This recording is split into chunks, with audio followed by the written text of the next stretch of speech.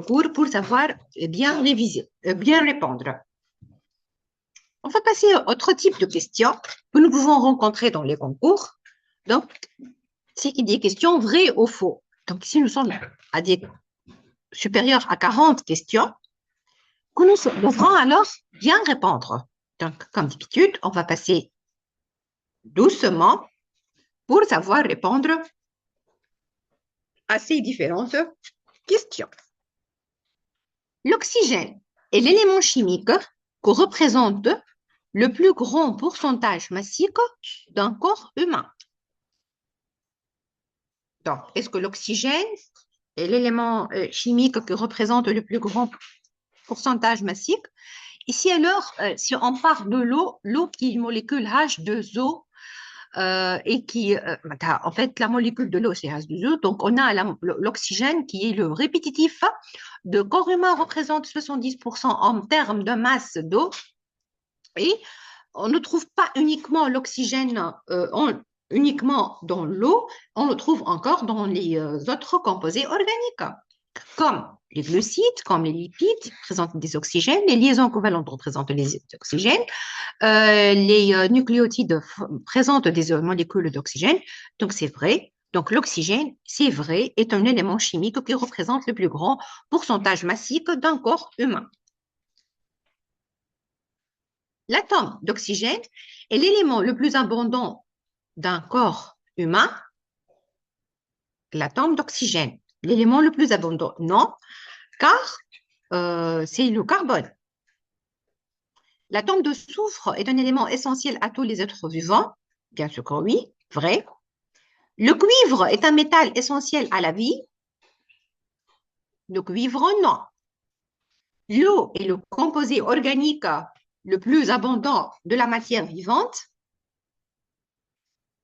L'eau est le composé organique le plus abondant. Oui, 80%.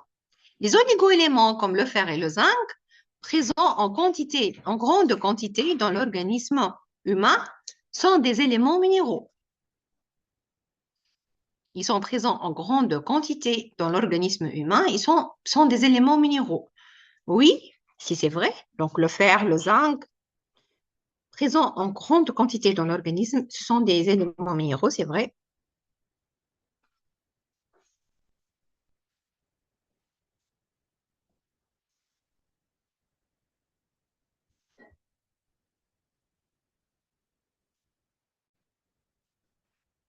En fait, mais les oligo-éléments, ils ne sont pas présents en grande quantité. Donc, c'est à l'état de trace.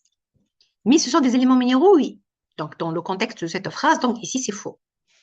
Les sels minéraux présents dans la matière vivante interviennent principalement dans la constitution de structures solides telles que squelettes, coquilles, carapaces.